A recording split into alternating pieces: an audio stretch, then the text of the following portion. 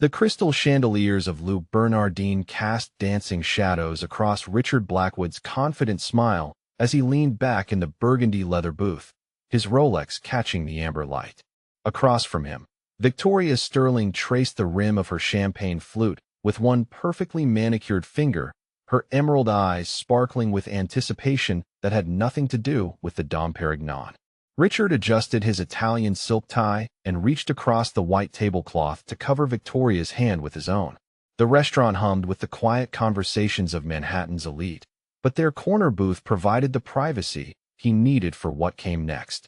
Before we see how this promise changes everything, I'm curious, what state are you watching from? Comment below and let me know where you're following this story of hidden wealth and forgotten contracts. The divorce papers are being filed tomorrow, Richard said, his voice carrying the smooth confidence of a man who had never truly been challenged. By this time next month, you and I will be splitting $50 million. Maybe more, depending on what my lawyers can squeeze out of Margaret. Victoria's perfectly sculpted eyebrows rose as she processed the number.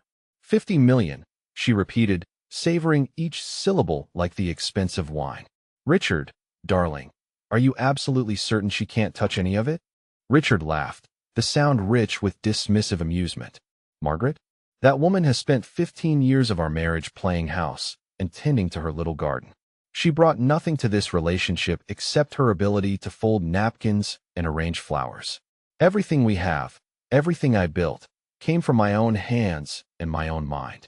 Victoria leaned forward, her diamond necklace catching the light as it shifted against her designer dress. The penthouse on Fifth Avenue? Mine, Richard confirmed with a wave of his hand. The portfolio of commercial properties in Brooklyn and Queens? Mine. The investment accounts, the art collection, the house in the Hamptons? All mine. Margaret's name might be on some papers for tax purposes, but any decent lawyer can prove she contributed nothing of value to acquiring those assets. From 3 tables away, a woman in a simple navy cardigan and pearl earrings sat alone, methodically cutting her salmon into precise pieces. Margaret Blackwood had arrived at Lou Bernardine 20 minutes earlier, taking a table with a clear view of her husband's usual booth. Her graying hair was pulled back in a modest bun, and her wedding ring, a simple platinum band, caught none of the dramatic lighting that seemed to follow Richard and Victoria.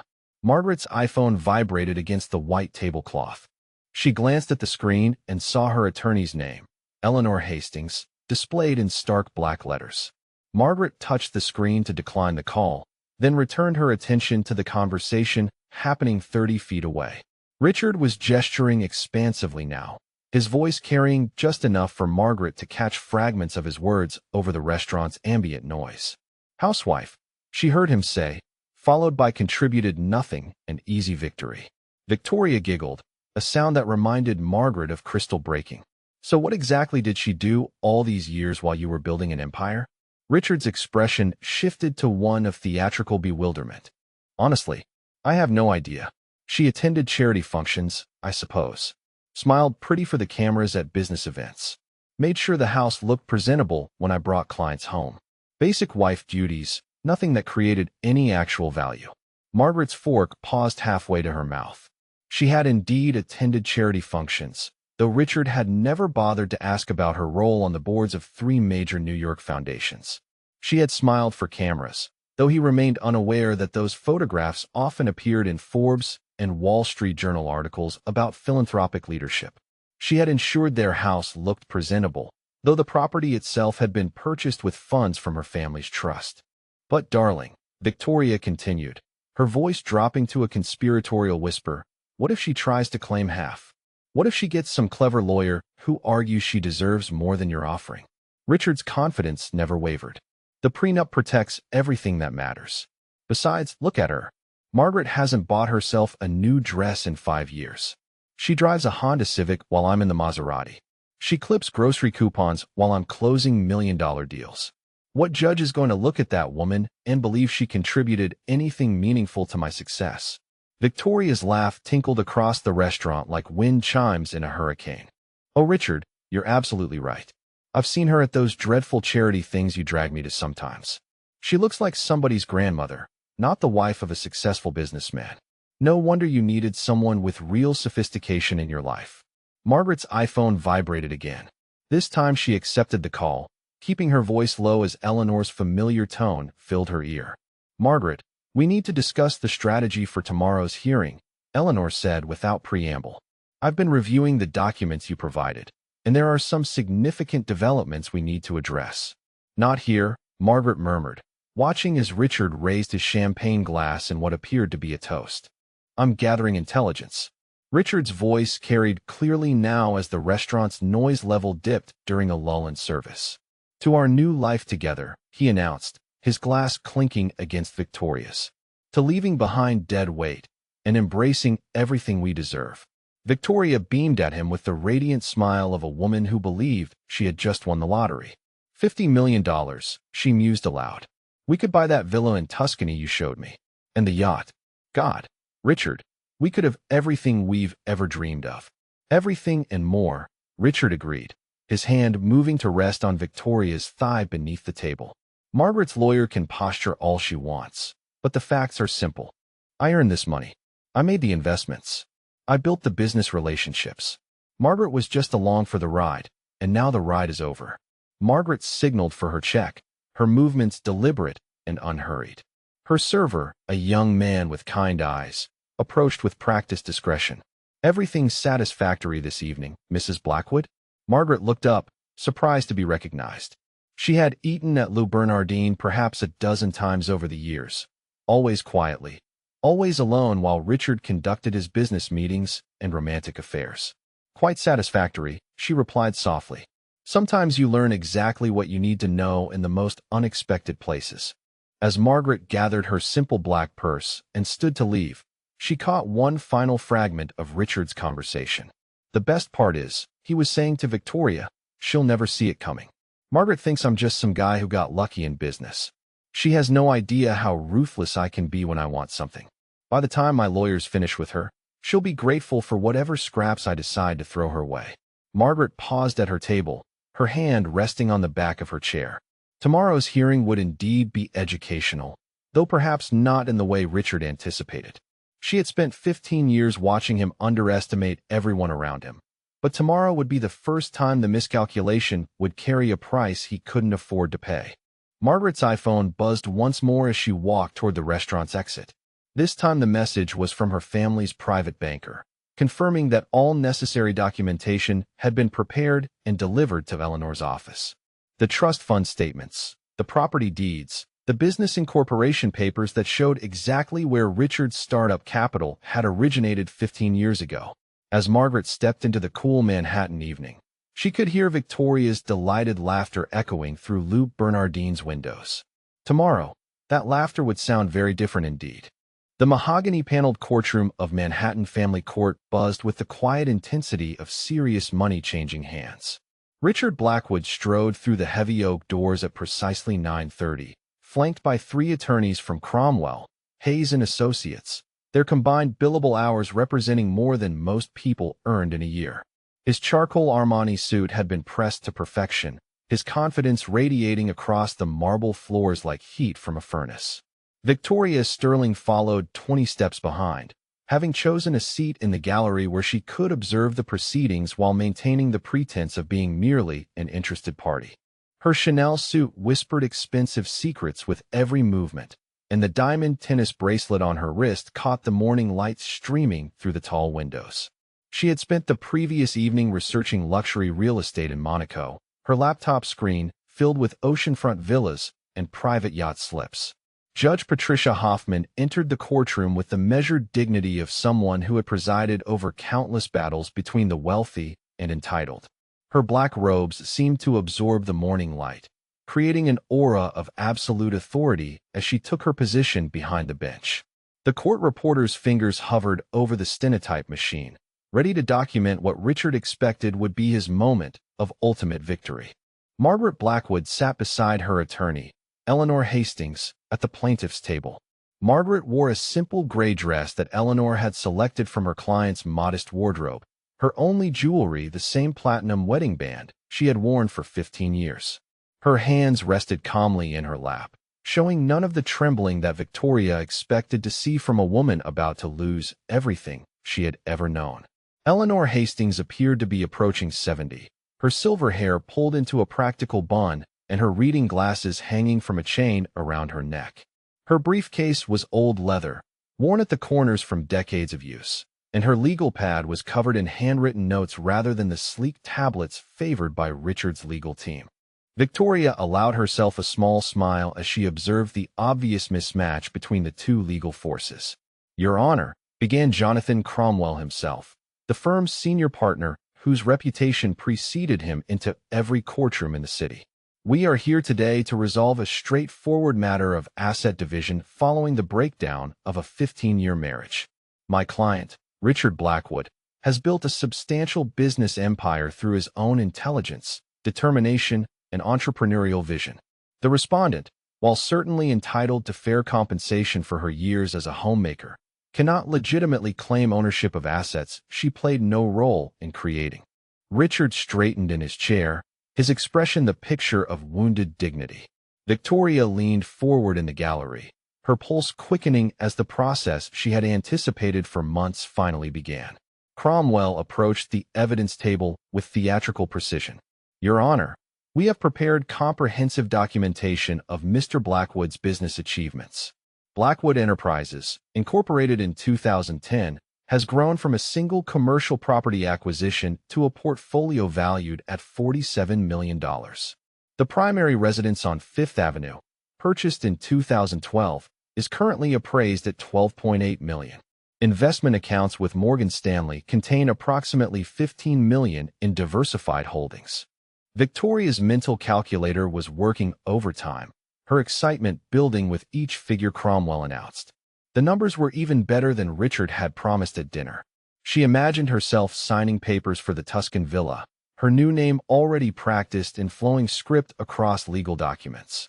"Furthermore, Your Honor," Cromwell continued, his voice carrying the smooth authority of someone accustomed to winning, "Mr. Blackwood's art collection, acquired entirely through his personal taste and investment acumen, is valued at approximately $3 million. The residence in East Hampton, purchased as an investment property in 2015, has appreciated to a current value of $8.5 million. Judge Hoffman's pen moved across her legal pad, documenting each figure with methodical precision. "Mr. Blackwood, would you please take the stand and provide testimony regarding the acquisition of these assets?" Richard rose from his chair with the fluid confidence of a man who had never doubted his own narrative. His hand rested on the Bible as he swore to tell the truth, though Victoria noticed he seemed to emphasize certain words more than others. "Your Honor," Richard began, his voice carrying easily across the courtroom's acoustic design, "I founded Blackwood Enterprises in January of 2010 with a vision of creating sustainable wealth through strategic real estate investments. Every property, every business decision, every financial risk was my responsibility and mine alone." Margaret's expression remained perfectly neutral as she listened to her husband rewrite their history. Eleanor Hastings made occasional notes on her yellow legal pad, but showed no signs of alarm at Richard's confident testimony. "The initial capital for my first property acquisition came from a combination of personal savings and a business loan secured through my connections in the financial industry," Richard continued. "My wife, Margaret, while certainly supportive in her domestic role, had no involvement in the business planning, property selection, or financial strategy that built our current portfolio." Victoria's smile widened as she watched Margaret's apparent helplessness. The woman looked like exactly what Richard had described, a simple housewife who had spent 15 years arranging flowers while her husband built an empire. Victoria could already imagine the press coverage of their upcoming engagement, the society pages featuring their wedding announcement alongside photos of the Fifth Avenue penthouse. "Can you describe Mrs. Blackwood's specific contributions to your business success, Mr. Blackwood?" Judge Hoffman asked, her tone carefully neutral. Richard's pause was so brief that only someone watching carefully would have noticed it. "Well, Your Honor, Margaret certainly provided emotional support. She attended business functions when required, maintained our home beautifully, and never complained about the long hours I devoted to building the company. But in terms of actual business contributions, strategic planning, or financial investment, she had no involvement whatsoever." From the gallery, Victoria had to suppress a laugh. Margaret looked like someone's elderly aunt, not the wife of a dynamic entrepreneur. Her gray dress was probably from some department store, her shoes practical rather than stylish, her entire appearance screaming suburban housewife rather than business partner. Eleanor Hastings rose slowly from her chair, her movements deliberate rather than urgent. Your Honor, I have just a few questions for Mr. Blackwood regarding the sources of his initial business capital. Richard's smile was indulgent, the expression of someone humoring a child's questions about adult matters. Certainly, Counselor. I'm happy to clarify any points that might be confusing. Mr. Blackwood, Eleanor began, her voice carrying the steady authority of someone who had been practicing law since before Richard was born. You testified that your initial business capital came from personal savings and a business loan. Can you specify the exact amount of personal savings you contributed? Richard's confidence never wavered. Approximately $200,000 accumulated over my years in financial services before starting the company. And the business loan you mentioned, what was the principal amount and who served as guarantor? The loan was for $500,000, Richard replied, his voice carrying slight irritation at the tedious questions. As for the guarantor, that information would be in the bank records if opposing counsel feels it's relevant. Eleanor nodded with the patience of someone who already knew the answers to her questions. Mr. Blackwood, are you familiar with the concept of a silent partner or investor in business formation? Richard's expression shifted almost imperceptibly, though Victoria was too focused on calculating her share of the art collection to notice. I'm familiar with the concept, yes, but Blackwood Enterprises has no silent partners. I am the sole owner and operator. Judge Hoffman leaned forward slightly. Mr. Blackwood, you seem very certain about your business structure. Have you reviewed all incorporation documents recently? The question hung in the air like smoke from an extinguished candle. Richard's legal team exchanged glances, their earlier confidence beginning to show hairline cracks. Victoria felt a flutter of unease in her stomach, though she couldn't identify its source. Your Honor, Richard said, his voice maintaining its authoritative tone, I signed every document related to my company's formation. I can assure this court that Blackwood Enterprises belongs entirely to me. Margaret spoke for the first time since entering the courtroom, her voice quiet, but carrying clearly through the marble chamber. Richard, do you remember signing our prenuptial agreement? The silence that followed was absolute. Victoria's breath caught in her throat as she watched Richard's expression cycle through confusion, dismissal, and the first hint of something that might have been fear. Your Honor, Richard said after a moment that stretched like broken glass, I'm not sure what my wife is referring to. We never signed a prenuptial agreement. Margaret's smile was gentle, almost maternal. Eleanor, perhaps you could refresh my husband's memory. Eleanor Hastings rose from her chair with the deliberate precision of someone who had orchestrated this moment for weeks. Her weathered briefcase opened with a soft click that seemed to echo through the suddenly silent courtroom. Victoria Sterling's manicured fingers gripped the gallery railing as she watched the elderly attorney extract a manila folder thick with official-looking documents. Your Honor, Eleanor announced, her voice carrying the quiet authority that comes from 40 years of practicing law, I would like to present to the court a certified copy of the prenuptial agreement executed between Richard Blackwood and Margaret Blackwood on September 15, 2009, exactly 6 weeks before their wedding ceremony. Richard's face went through a fascinating transformation that Victoria watched in growing horror. The confident smile that had defined his expression for the past hour flickered, then froze, then slowly melted into something resembling confusion. His legal team, the 3 expensive attorneys who had walked into the courtroom like conquering generals, suddenly looked like school children who had forgotten to study for an exam. That's impossible, Richard said, his voice carrying a slight tremor that Victoria had never heard before. We never signed a prenuptial agreement. I would remember something like that. Eleanor approached the bench with measured steps, her sensible shoes silent against the marble floor. Your Honor, this document was executed at the offices of Whitmore, Sterling and Associates, notarized by Patricia Reynolds, and filed with the New York County Clerk's Office on September 16, 2009. All signatures were witnessed by Jonathan Whitmore himself and Margaret's father, Harrison Wellington. Judge Hoffman accepted the document with the careful attention she reserved for potentially case-changing evidence. The courtroom held its collective breath as she examined the first page, her reading glasses reflecting the morning light streaming through the tall windows. Victoria felt something cold and unfamiliar settling in her stomach. The numbers Richard had confidently recited, the $50 million future they had toasted with champagne, suddenly seemed less certain. She found herself studying Margaret's calm expression, searching for any sign that this was some kind of desperate bluff.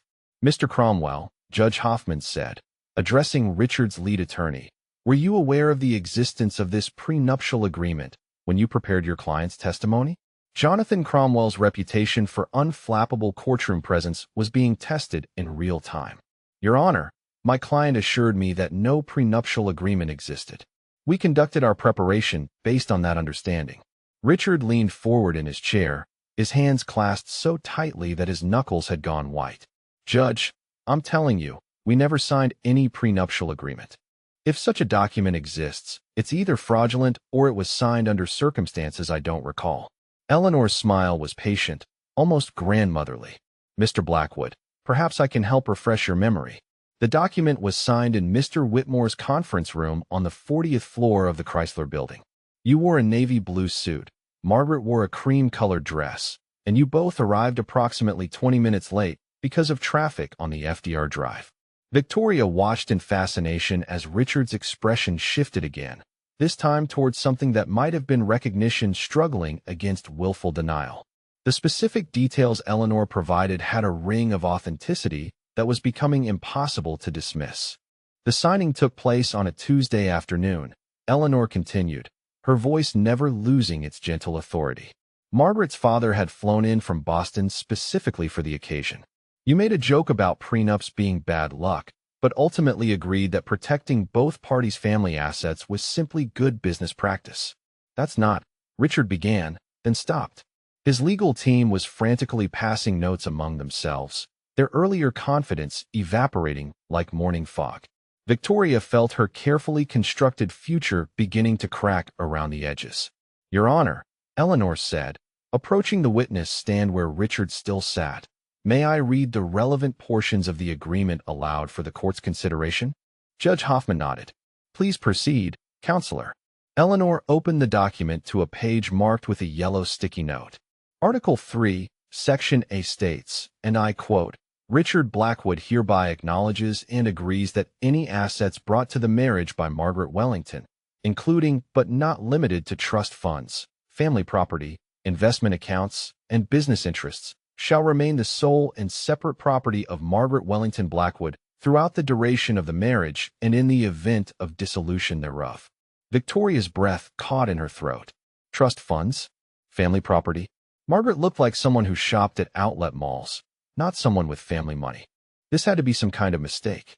Eleanor continued reading.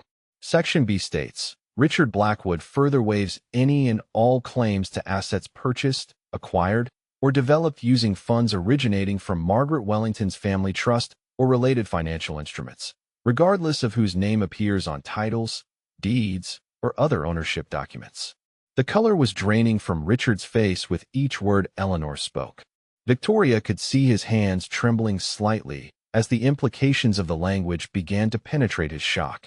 Section C, Eleanor's voice carried clearly through the now silent courtroom, specifies that in consideration for this arrangement, Margaret Wellington agrees to support Richard Blackwood's entrepreneurial endeavors through access to family resources, with the understanding that any business ventures developed using such support shall remain subject to the asset protection provisions outlined in this agreement. Victoria felt like she was watching a building collapse in slow motion. The confidence that had carried her through months of planning, the certainty that she was about to become wealthy beyond her dreams, was crumbling with each legal phrase Eleanor pronounced. "Mr. Blackwood," Judge Hoffman said, her voice cutting through the courtroom's tension, "do these details help refresh your memory regarding the execution of this document?" Richard's voice, when he finally spoke, was barely above a whisper. "I remember being in a conference room. I remember Margaret's father being there. But the details, I thought it was just about protecting her from my business debts if something went wrong." Eleanor nodded with understanding that seemed almost maternal. "It's understandable that you might have misremembered the scope of the agreement, Mr. Blackwood. Prenuptial negotiations can be complex, and the language is often technical. Perhaps your memory would be clearer if I mentioned that the document also included provisions regarding initial business capitalization. Victoria watched Richard's face go completely pale. Behind her, she could hear other gallery observers beginning to whisper among themselves as they sensed the dramatic shift taking place in the courtroom's power dynamics. The initial capital for Blackwood Enterprises, Eleanor continued with relentless precision, was provided through a combination of a loan from Wellington Family Trust and a direct investment from Margaret's personal accounts. The total amount was $700,000, not the $200,000 in personal savings that Mr. Blackwood testified to earlier. Richard's legal team was now in full crisis mode. Papers scattered across their table as they frantically searched for some way to challenge what was unfolding before them. Victoria felt nauseous as she realized that everything Richard had promised her, everything they had planned together, was built on a foundation that was crumbling beneath their feet. "Your Honor," Richard said, his voice stronger now, but carrying a note of desperation.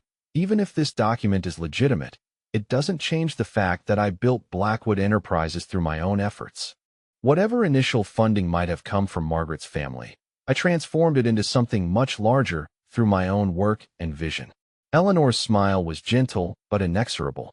"Mr. Blackwood, I think it might be helpful if the court understood the full scope of your wife's family resources and how they have supported your business endeavors over the years.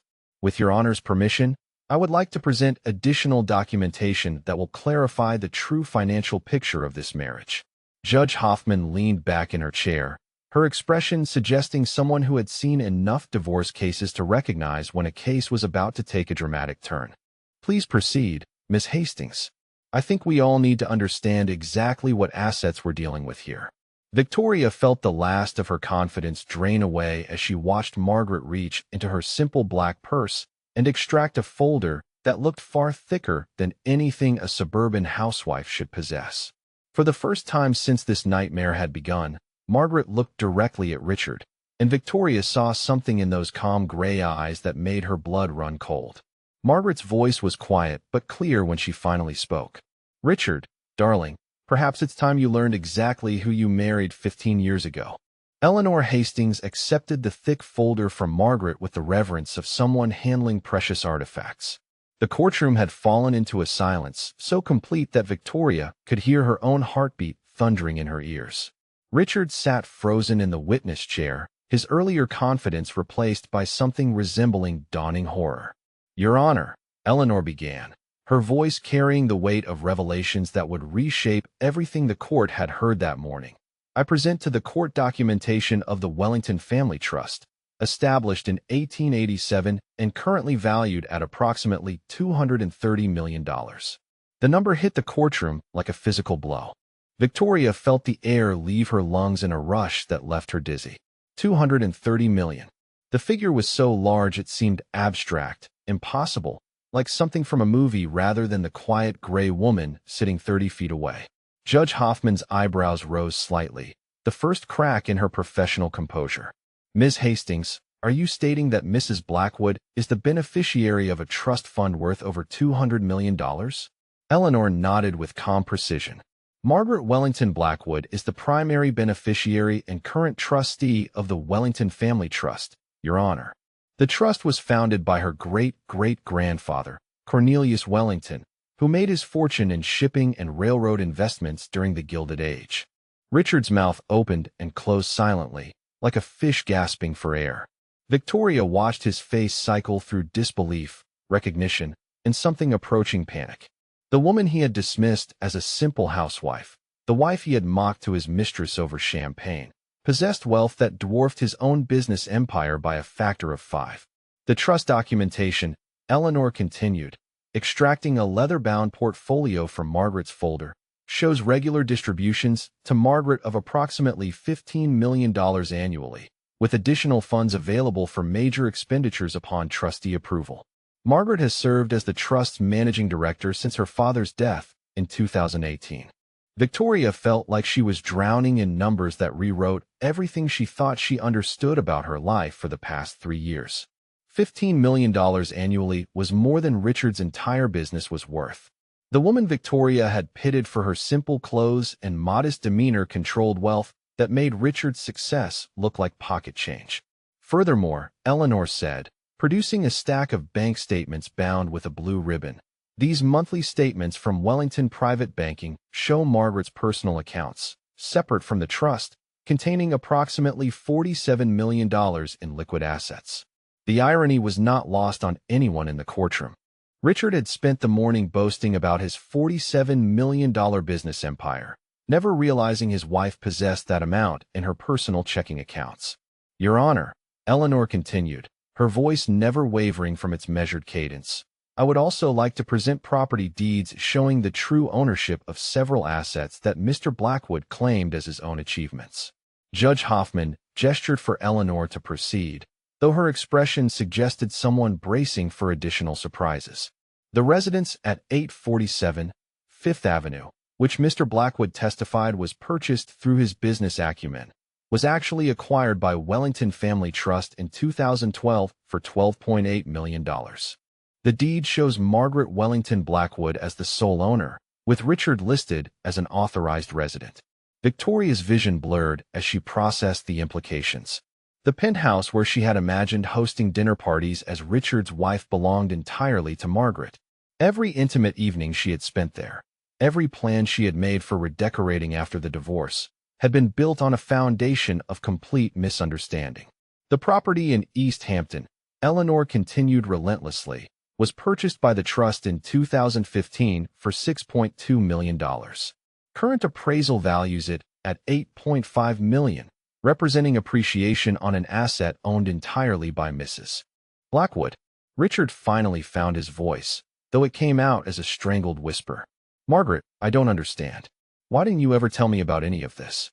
Margaret's response was delivered with the patient tone of someone explaining something obvious to a child. Richard, darling, you never asked. You assumed I was just a simple girl from Boston who happened to catch your eye at that charity function. You built your entire perception of our marriage around the belief that you were the successful one, the provider, the one with vision and ambition. Eleanor produced another document, this one bearing the letterhead of Morgan Stanley Private Wealth Management. The investment portfolio managed on behalf of Mrs. Blackwood, separate from trust assets, is currently valued at approximately $68 million. These investments include substantial positions in technology companies, real estate investment trusts, and international equity funds. Victoria felt physically sick. The numbers kept growing, each revelation making her dreams of wealth seem more pathetic and ridiculous. She had spent 3 years cultivating a relationship with a man whose wife possessed wealth beyond Victoria's wildest imagination. Your Honor, Eleanor said, producing a folder marked with the logo of a prestigious accounting firm. I have prepared a comprehensive analysis of how Mrs. Blackwood's family resources have supported Mr. Blackwood's business ventures over the 15 years of their marriage. The analysis shows that the initial capitalization for Blackwood Enterprises consisted of $700,000 from Wellington Family Trust, provided as a low-interest loan with extremely favorable repayment terms.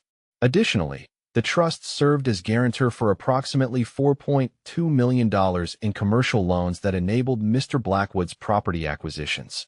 Richard's hands were shaking now as the full scope of his dependence on Margaret's wealth became clear.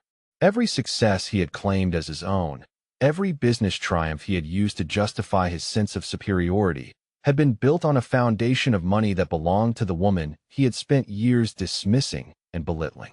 The art collection that Mr. Blackwood valued at $3 million, Eleanor continued, was purchased entirely through Margaret's personal accounts.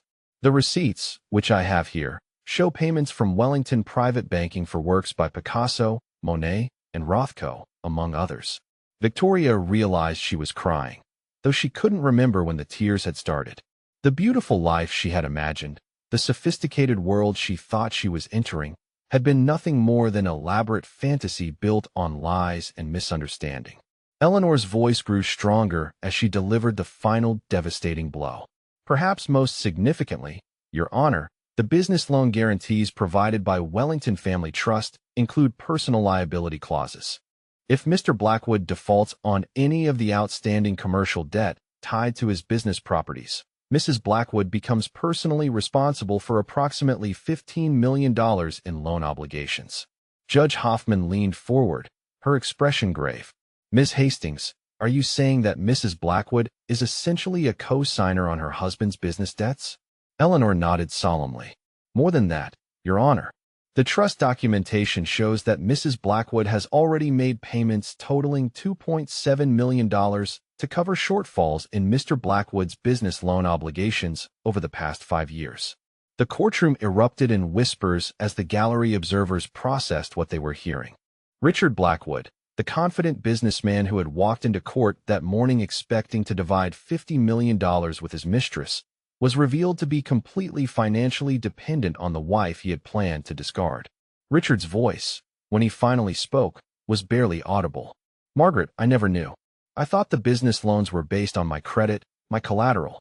Margaret's smile was sad, but not unkind. Richard, every major financial decision you've made for 15 years has been possible only because of my family's support. The banks approved your loans because they knew Wellington Trust was backing them. The art dealers extended you credit because they knew my accounts would cover any shortfalls. Your entire business empire exists because you married me, not despite it. Victoria stood abruptly from her seat in the gallery, her composure finally cracking completely.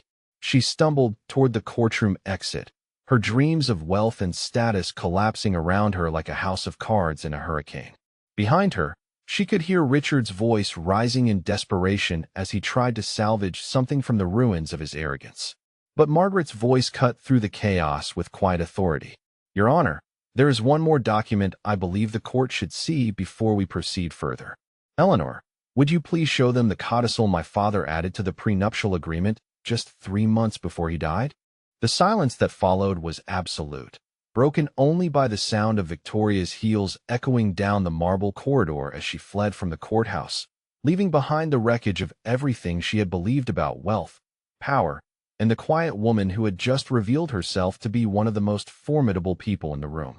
Victoria's Louboutin heels clicked frantically across the courthouse marble as she fled toward the exit, her phone already pressed to her ear before she reached the revolving doors. The late morning sun felt harsh against her tear-streaked face as she stumbled onto the courthouse steps, her carefully constructed world crumbling faster than she could process. Richard, she gasped into the phone when he answered, her voice breaking with panic. Richard, what the hell is happening in there? You need to get out here right now. We need to talk. Inside the courtroom, Richard was experiencing his own form of psychological collapse. The confident businessman who had promised his mistress half his wealth was discovering that he had no wealth to promise. Judge Hoffman had called a 30-minute recess to allow both legal teams to process the documentation Eleanor had presented, but Richard's lawyers were already delivering the kind of news that destroys lives. Mr. Blackwood, Jonathan Cromwell said, his voice carrying the professional sympathy of someone about to end a client relationship, I need to be completely frank with you about your legal position. The prenuptial agreement appears to be ironclad. Our preliminary review suggests that virtually everything you consider your personal assets actually belongs to your wife or her family trust. Richard slumped in his chair, his Italian suit suddenly feeling like a costume that no longer fit. But the business, Blackwood Enterprises, I built that. I made those decisions. I negotiated those deals. Cromwell's expression was grim. Mr. Blackwood, according to the documentation Mrs. Blackwood's attorney has provided, your business exists entirely on credit guaranteed by your wife's family trust. If she withdraws that support, your creditors could force immediate liquidation of all assets to satisfy outstanding loan obligations. The words hit Richard like physical blows. He thought about Victoria waiting outside, probably expecting him to emerge with some brilliant legal strategy that would restore their plans for shared wealth.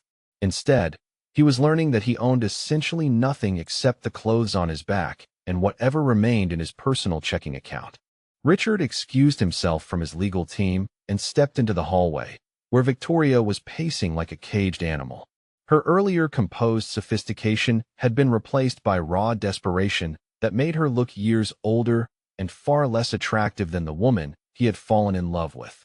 Richard, thank God, Victoria said, grabbing his arm with enough force to leave marks. Tell me this is all some kind of mistake.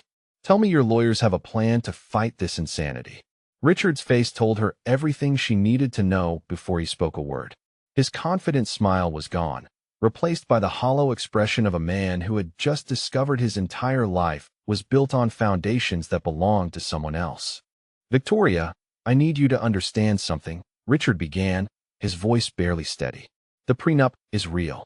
The trust fund is real. The wealth is real. All of it belongs to Margaret, and apparently it always has. Victoria's perfectly manicured hands flew to her mouth, as if she could physically stop the words from reaching her ears. But you promised me, she whispered, her voice breaking. You promised me $50 million. You said we were going to have everything. The house in Tuscany, the yacht, the life we planned together. Richard looked around the courthouse hallway, suddenly aware of how many people might be observing their conversation. I thought I had $50 million, Victoria. I believe my own version of our life. But it turns out I've been living off my wife's money for 15 years without even realizing it. Victoria's composure finally shattered completely. She began crying with the desperate intensity of someone who had just watched their future disappear. You have to fix this, she sobbed. There has to be something we can do. Challenge the prenup. Claim fraud. Anything. Richard's phone buzzed with a text message from his business manager. 3 of his major clients had already called that morning, having heard courthouse rumors about the Blackwood divorce proceedings. In the business world, perception was reality, and the perception of Richard as a successful entrepreneur was evaporating in real time. Victoria, Richard said, his voice carrying a desperation that matched her own. What am I supposed to challenge? My wife is worth over $200 million. She's been supporting my business for 15 years.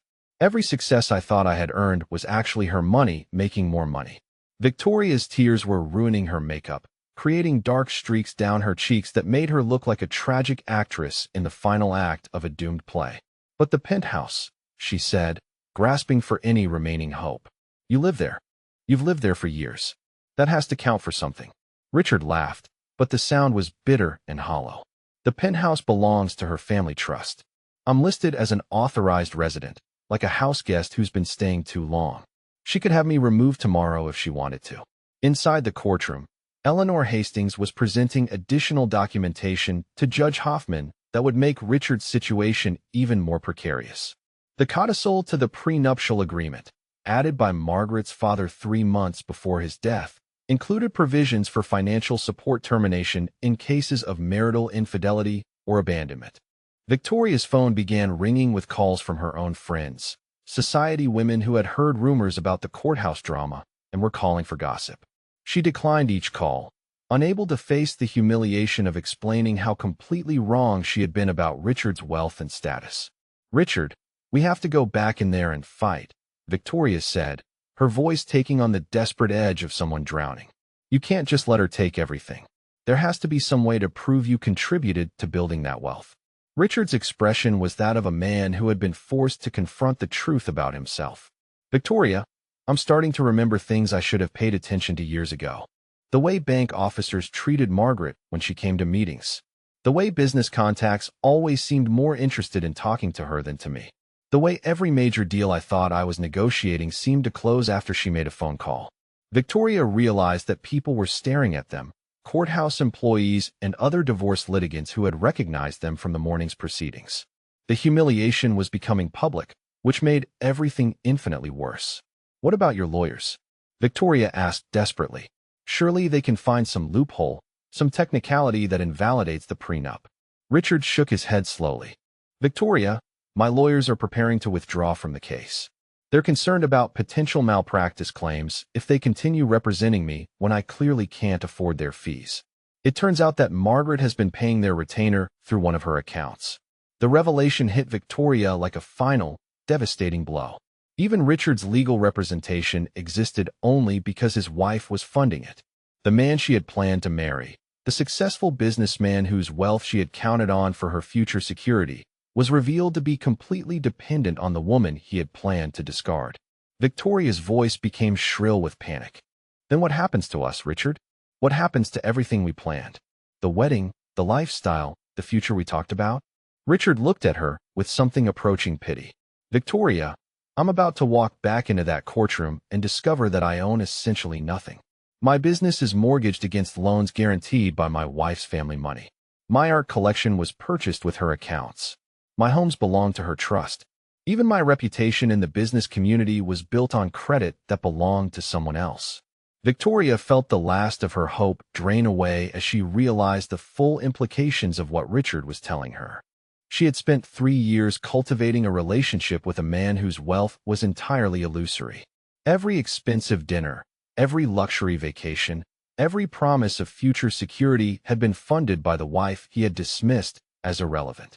The courthouse doors opened and Eleanor Hastings emerged, her expression carrying the satisfied look of someone who had just delivered a legal masterpiece. She approached Richard with the professional courtesy due to an opposing party, but her words carried the weight of absolute finality. "Mr. Blackwood," she said politely, "Judge Hoffman is ready to resume proceedings. Your wife has instructed me to inform you that she is prepared to offer a settlement that will allow you to maintain some dignity, but the offer will expire if we return to open court."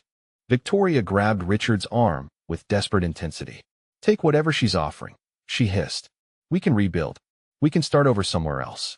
Richard looked at the woman he had promised a fortune, then at the lawyer representing the wife, who actually possessed one. For the first time in 15 years, he was beginning to understand exactly how powerless he had always been. "Eleanor," he said quietly, "what exactly is my wife offering?" Judge Hoffman's gavel struck the bench with the finality of thunder, calling the courtroom back to order for what everyone understood would be the concluding act of Richard Blackwood's public humiliation. Victoria had chosen not to return to the gallery, unable to face witnessing the complete destruction of every dream she had built around Richard's promised wealth. "Your Honor," Eleanor Hastings began, rising from her chair with the measured dignity of someone who had orchestrated a legal masterpiece. "My client has authorized me to present a final settlement offer that we believe serves the interests of justice, while allowing Mr. Blackwood to maintain some measure of personal dignity."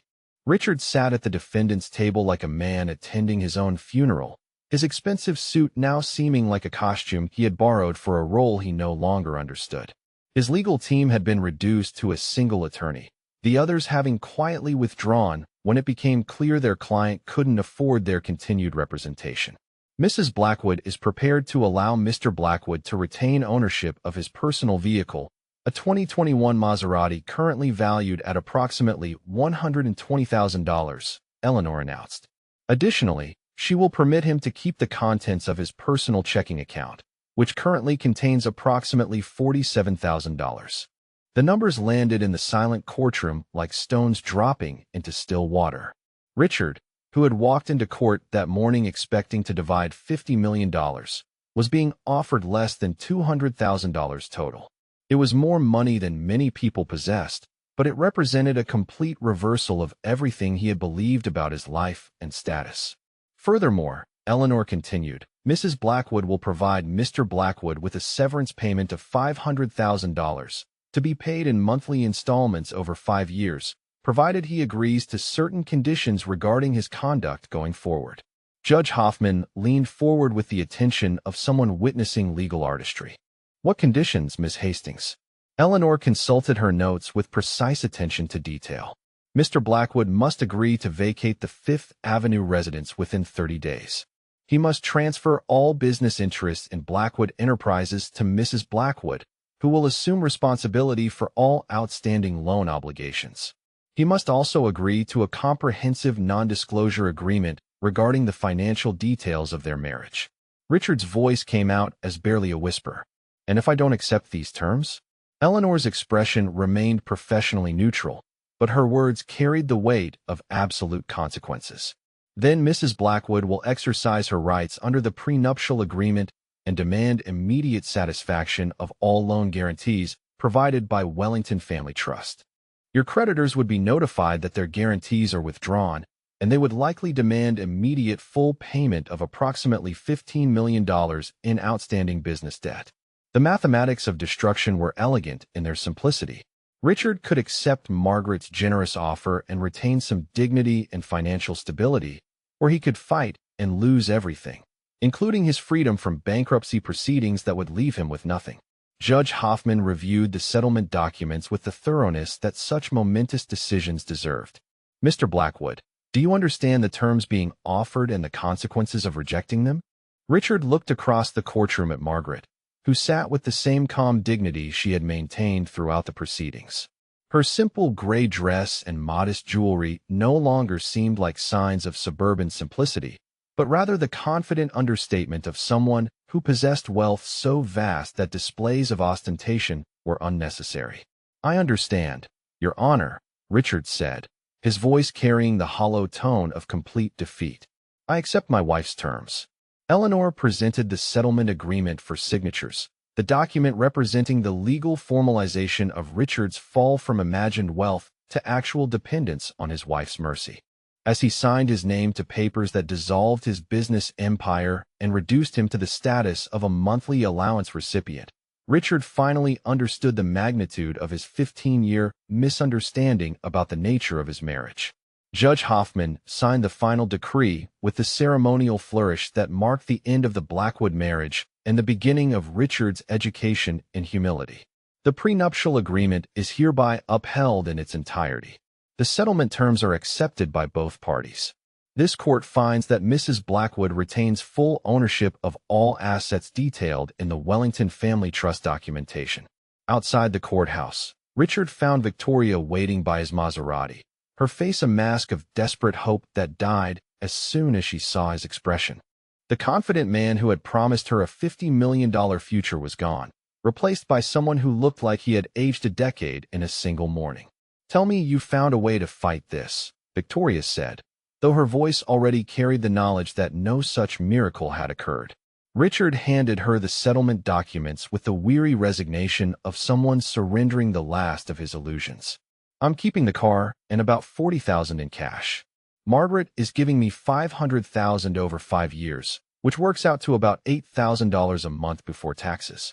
Victoria's reaction was immediate and devastating. $8,000 a month? "Richard, my rent alone is more than that. My car payment, my shopping, my lifestyle requires at least $20,000 a month just to maintain basic appearances." Richard looked at the woman he had promised to marry and realized that she was calculating whether he was worth maintaining as an investment. The brutal mathematics of their relationship, previously hidden beneath romance and shared dreams of wealth, were now exposed in the harsh light of financial reality. "Victoria, I'm going to have to find a job," Richard said, the words sounding foreign in his own mouth. "A real job, working for someone else, probably making less in a year than I used to spend on vacations." Victoria's response was swift and final. "Richard, I can't do this. I can't build a life with someone who has nothing. I thought I was getting a successful businessman, not someone who needs an allowance from his ex-wife just to survive." She turned and walked away without looking back, her heels clicking against the courthouse steps with the same rhythm that had once sounded like promises of shared luxury. Richard watched her disappear into a taxi that carried her toward a life that no longer included him. Margaret emerged from the courthouse 30 minutes later, her simple black purse held securely against her side, and her expression carrying the quiet satisfaction of someone who had finally set the record straight. She found Richard sitting on a bench, staring at the traffic with the blank expression of someone processing the complete reorganization of his reality. "Richard," she said gently, sitting beside him with the same patience she had shown throughout their marriage, "I want you to know that I don't hate you. I'm disappointed that you never bothered to learn who I really was, but I don't hate you." Richard turned to look at his ex-wife, seeing her clearly for perhaps the first time in 15 years. "Margaret, why didn't you ever tell me about your family's wealth? Why did you let me believe I was the successful one?" Margaret's smile was sad but not unkind. "Because you never asked, Richard. You built a story about our marriage that made you the hero and me the supporting character. You needed to believe you were providing for me, protecting me, giving me a better life than I could achieve on my own. I let you have that story because it seemed to make you happy. But now you know the truth," Richard said, his voice carrying the weight of his shattered self-image. Margaret nodded slowly. "Now you have the opportunity to build a new story, one based on truth instead of illusion. $8,000 a month is more than enough to live comfortably if you make intelligent choices. You're still relatively young, you have skills and experience, and you're free to create whatever life you choose.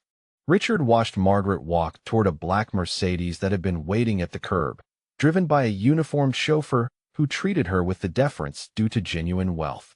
As the car pulled away from the courthouse, Richard realized he was sitting alone on a bench, holding the keys to a car that would soon be his most valuable possession. The irony was not lost on him. Victoria had abandoned him the moment his wealth disappeared, proving that her love had been as illusory as his business empire. Meanwhile, Margaret had offered him dignity and financial stability even after discovering his plans to leave her for a woman who had openly mocked her appearance and status. 6 months later, Richard Blackwood was working as a senior consultant for a commercial real estate firm, earning a respectable salary that allowed him to rent a modest apartment in Queens and maintain the Maserati as his one remaining symbol of his former life. Victoria had moved to Miami, where social media showed her pursuing a series of wealthy older men with the determination of someone who had learned painful lessons about verifying financial claims before making emotional investments. Margaret had quietly resumed her role managing the Wellington Family Trust, her divorce making headlines in business publications as reporters discovered that one of New York's most influential philanthropists had been hiding in plain sight as a simple suburban housewife. She never remarried, seeming to find fulfillment in her charitable work and the family legacy she had always been quietly protecting. This story shows how assumptions about wealth and power can be completely wrong. Have you ever witnessed someone get their comeuppance after underestimating others? Share your thoughts in the comments about this dramatic courtroom reversal. Sometimes the quietest person in the room turns out to be the most powerful, and sometimes the promises we make about sharing wealth we don't actually possess have consequences we never imagined. Richard learned that true humility often begins with discovering how little we actually know about the people closest to us, and how much our own arrogance can blind us to realities that were hiding in plain sight all along.